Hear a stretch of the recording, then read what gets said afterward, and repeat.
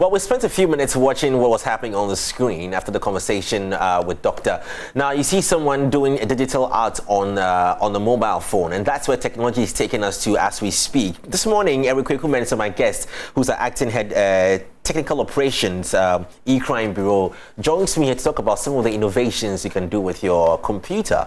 Good morning, Eric. Yeah, good morning. How are we doing? I'm good. I know we're far advanced. Look, me just recently, I just downloaded this app on my phone, and then I could do crazy edits with them, video edits. And I'm saying to myself that gone are the days when I have to, get a software, sit for a whole long installation. It's far advanced. Yeah. Break it down for me. Where are we now in the world when it comes to some of the advancements and the innovations we can do with computers? Yes, first of all, good morning, and good morning to your viewers. We are in an age where technology has come to do us good. Yeah. You see, way back before you have good or bad? More of good, but there is some bad components, which when we take the right steps, we'll be able to mitigate them. Okay. But I must say that I am so happy because right now you can go online and learn any and everything. I'm telling you.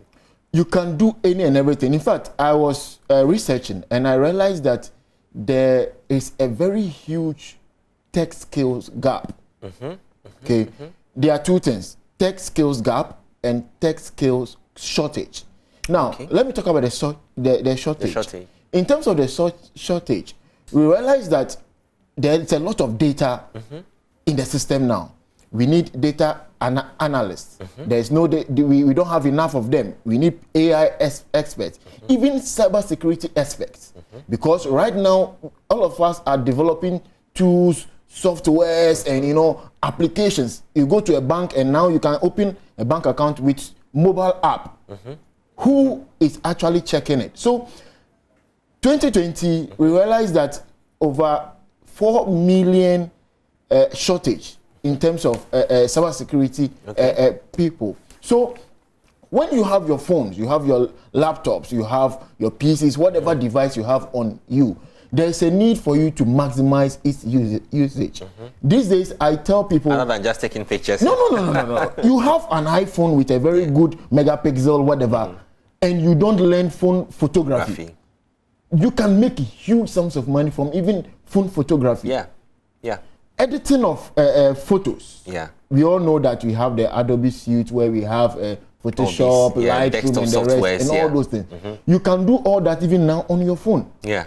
This phone I have a Lightroom on my phone, so I can take a picture of you and do all the edits that I need on my phone. It's a matter of spending time on these apps to see how it works. That's all. Yeah. You see, according to the World Economic Forum, it takes 1 to 2 months to learn human-related skills, marketing, digital marketing, and the rest. It takes 2 to 3 months to learn the AI and data stuff. It's just online training. And right now, there are a lot of tools available. Udemy, Coursera, and you can be in your house, just buy some small data. Instead of using the data for WhatsApping and Facebook all day, you can use that data to do a course on digital marketing. And I can tell you... You've raised a point where it's very debatable. Let me ask, when you look at the current trend when it comes to young people, and the kind of apps that we access, are we exploring, or are we acting limited with the very basic ones that are available? In fact, we are acting limited.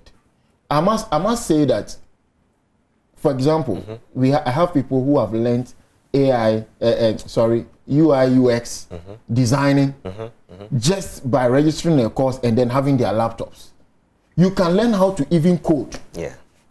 Design websites within 2 weeks, 3 weeks. You're done. You are done, and with that, you are able to do any and everything. You can design a website, and that can even give you extra, cash. In your personal opinion, what do you think is contributing to the fact that the average young Ghanaian is not exploring much with some of the innovations that you can do with your devices? I think that is the focus.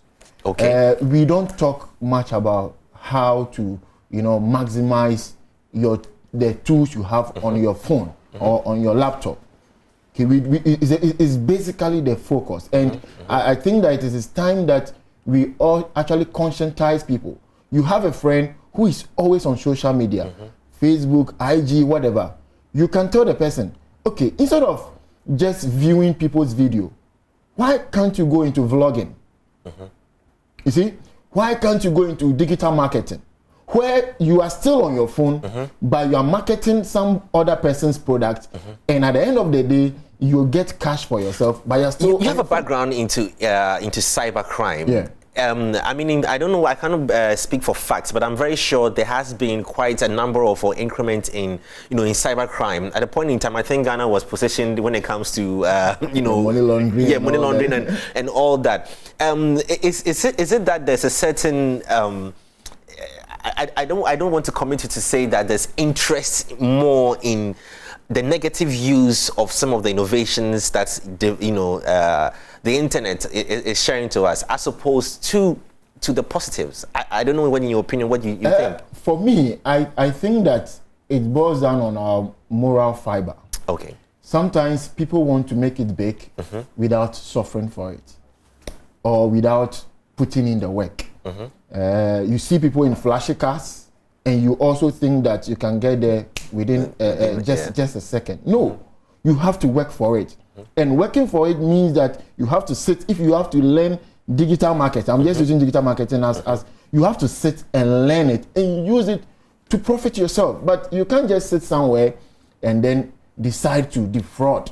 And I must tell you, right now, there are a lot of cybersecurity or cybercrime fighting tools that are out there. And the police, the cybersecurity center, and the rest are now actually upping up their game to be able to identify such people. So for me, I wouldn't love you to, indulge in such stuff. At the end of the day, you spend your life in prison. Rather, use the skills you have. If you know how to hack, why don't you use it for vulnerability assessment and pen testing for organizations? They also equally pay big. Pay big, yeah. You get what I mean? If you're able to, hack a bank software to steal money, why don't you rather do it in a positive light? Yeah. Why don't you, so those are some of the things that I think people will have to be conscientized on, so that, we use the skills we have profitably. How much or how safe in engaging all these applications we use on our devices, computers and mobile phones, we give out a lot of data. So much data, they're asking for your name, your location, access to your... How protected are we as well, if we are to get crazy with the whole wave of what these apps can do for us with respect to our data we are giving out? You see, it's in two folds. One, at the organizational level, that is the firm you are giving out your data to. They would have to make sure that they have the requisite tools to protect your data. Then secondly, yourself. I have people who post any and everything about themselves. They are in their are we listening? Are we listening? You see, they are in their room and they are taking 360 video of themselves. Yeah. What you don't know is that a criminal out there is actually spotting the things you have in your room. Oh, you have a 65-inch curve Samsung in your room. Oh, you have this in your room. Then it gives them some kind of ideas. You go outside, you travel, and you had the airport. Hey, I'm here, I'm this, I'm that. Yes, of course, we are doing it for the fun of it. But we also have to have in mind that we are also giving information, our privacy. I have a friend. You can look at that lady's status on WhatsApp and understand from Monday to Sunday and understand her know life, everything that she did that week. Well, isn't she maximizing isn't she the fine line between a content creator and, because it is the service, the app or that service is for showcasing. Yeah. You see, there's a thin line between the two. Yeah. You should know how to balance content creation and then also your private life. Else, your whole life will be out there. Yeah. And when someone wants to defraud you or someone wants to attack you, they use whatever they have on you. We have something we call profiling. When you are going to cybersecurity, we have something we call profiling. Yeah. And for a criminal to attack you, they will have to profile you. And profiling you is everything about you. So where you stay, who your brother is, who your mother is, like everything about you. So you should be able to draw that thin line and not give so much information about yourself. At least keep some things to yourself. This person I'm talking about, I have not been to her house before, but I know how her bedroom bed looks like. Oh, come on. That's the overuse. You're overusing the innovation of the. Let me. I don't know if you might have data to this, but this is quite interesting. Which probably of these apps, Facebook, Twitter, TikTok, do you think that we in Ghana, I don't know if you by chance have data to that we heavily use, in Ghana? For that stats, I don't really. You don't have the yes. But looking at it, I realize that the usage of Facebook has gone down a bit. People are trying to undermine Facebook because they see that maybe criminals and the in quotes over there. Yeah, true. So most people are now branching to IG and Snapchat and TikTok.